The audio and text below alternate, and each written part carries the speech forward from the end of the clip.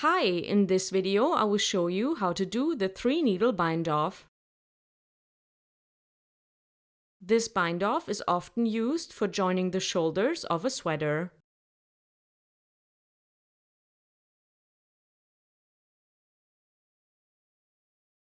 I have prepared 2 small pieces of knitting that are both still on the needles. Ideally, at least one of your pieces should still be connected to the working yarn, but you can also join a new strand. First, put the pieces together with the right sides facing each other.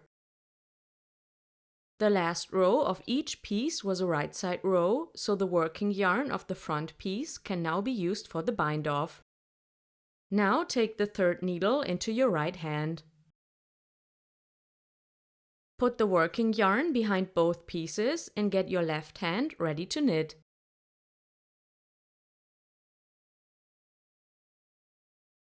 To bind off both pieces at the same time, we basically knit them together. So insert the 3rd needle into the 1st stitch of the front needle as if to knit.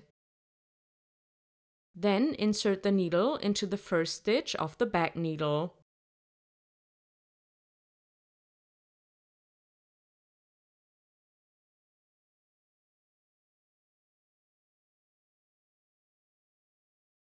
Now pull the working yarn through both stitches to knit them together.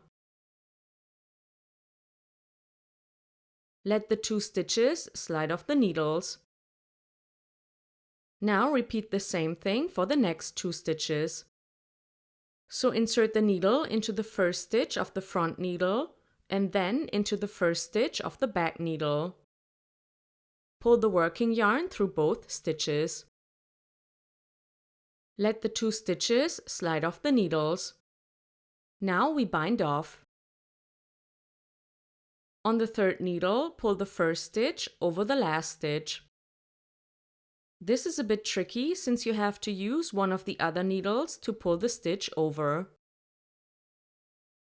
Insert the needle into the 1st stitch of the front needle and then into the 1st stitch of the back needle. Pull the working yarn through both stitches and let the stitches slide off the needles. Now use one of the needles to pull the 1st stitch on the 3rd needle over the last stitch. So the technique itself is not complicated, but it is a bit tricky to work with 3 needles. You want the stitches to be near the tips of the needles so that you can knit them together. But you also don't want them to fall off. I will show you how I bind off the rest of the stitches.